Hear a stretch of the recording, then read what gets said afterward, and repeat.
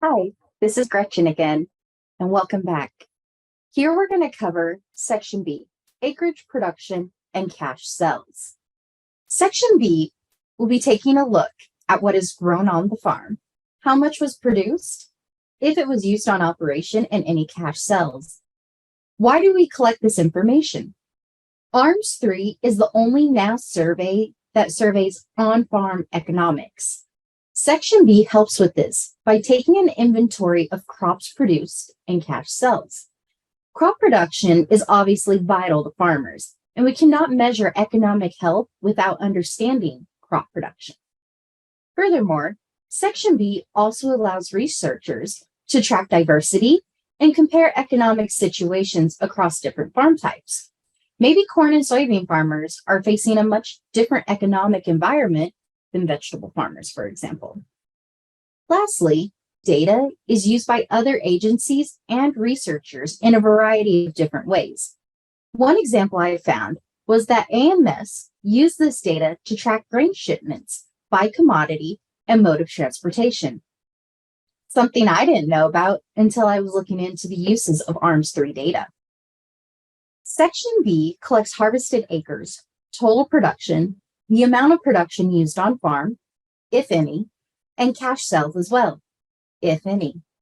While this is an easy section to present, as this table normally comes in with few errors, there are a few things to be mindful of. How was the weather in your area? Dry, wet, normal? Was harvest impacted for any reason? Were crops affected by any pests? We do want to make sure that we exclude acreage for a second or later harvest, if for the same use, such as a second picking of cotton. We do want to include any acres that are not harvested yet, but are planned to be harvested with their estimated production, use, and sales. For total production, do include the landlord's share of production as well, if applicable. As always, if something is reported in a different unit, please make a note of the unit and how much that specific unit weighs. Also, if the operation has not completed harvest, we'd still like to know the estimated final production. Used on the operation, one key to understanding ARMS 3 is to understand relationships between sections. Oftentimes, the answers to one section will tip you off to what needs to be recorded in another section.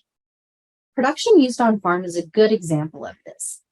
If an operator reports production used on farm, make a mental note or a paper one that livestock should be reported in section C.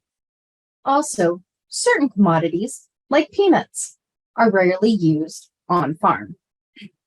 Please leave a note if you run across any commodity that is rarely used on farm but is being used on farm, so we can better understand what is happening as we review the survey. Finally, cash cells. Remember, it is possible to record cells without production if a previous year's crop is sold. Additionally, it is possible to have production but no cash cells. But again, like production used on farm, this should tip you off to what needs to be filled out later in the survey. If there is production above what is used on the operation, but no cash cells, the production should be recorded in one of the following sections. Section E, marketing contracts, Section F, deferred payments, or recorded as an increased value in crops stored on farm assets. All right, now that we've discussed the why, let's finish with a few friendly reminders. First, even though some farmers give very exact data, only record to the 10th of an acre if you were recording potatoes or tobacco or nursery crop, which should be in square feet if under production, or tenths of an acre if in the open. Second, don't forget to include any crops that belong in other oil seeds, such as mustard or rapeseed, or any of the many crops that belong in the all other category. I listed industrial hemp, haylage, popcorn, sweet corn, and sweet potatoes as a few examples of the many that could be recorded in all other crops. But remember, there are many, many others.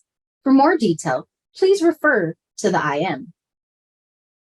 Sometimes, as you are conducting these interviews, farmers may not always give you the right or matching unit when reporting. Maybe they give you bells instead of tons for dry hay, or they don't know how many tons they cut for corn silage, but they do know the field average bushels per acre. Please record what you can and leave a note describing when units don't match or when you run across any other unique situations. Notes are always appreciated. Just a few key items to remember.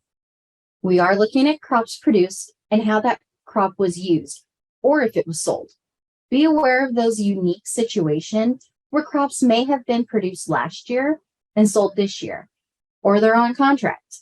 Make sure units make sense, and if anything was reported in an unusual unit for a commodity, leave notes. Thank you.